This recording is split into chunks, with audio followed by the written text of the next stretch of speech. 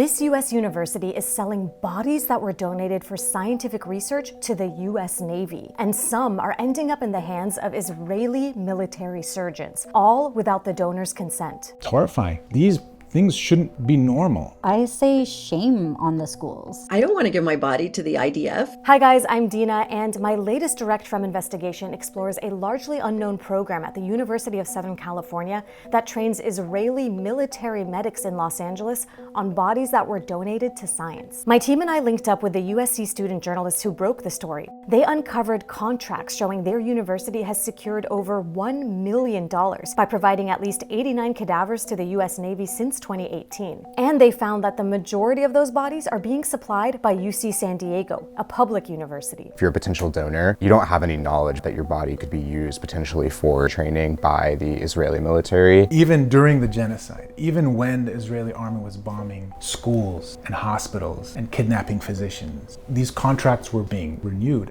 In a Navy-run section of the LA General Medical Center, Israeli military surgical teams train on fresh tissue cadaver bodies. That means the donor died recently and their body was not chemically preserved. In fact, they basically reanimate people pretty shortly after death. They reinfuse fluids mixed with dyed water.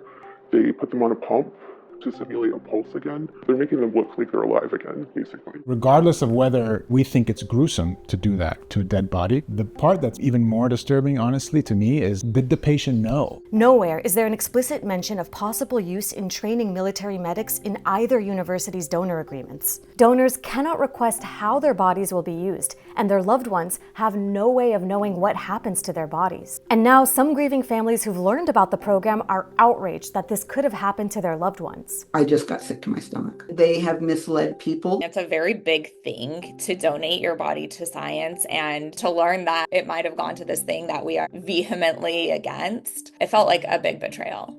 A 2020 medical paper written by Navy and USC instructors says the trainees are forward surgical teams from the Israeli military. That means they're deployed to operate on those wounded near the front lines. In the course, they train on simulated battlefield injuries, including gunshot wounds to the chest and improvised explosive device blast trauma to the face and torso. The US Navy confirmed to us that Israeli military surgical teams take this course 4 times a year, and that each team includes 4 surgeons, 1 anesthesiologist, and 1 operating room nurse. And while it's unclear how the training program is applied in practice today, senior Israeli military doctors and surgeons have increasingly embedded with units on the front lines in Gaza since October 2023. You can watch our full Direct From documentary on our YouTube at AJ+, and I'd love to hear what you think in the comments.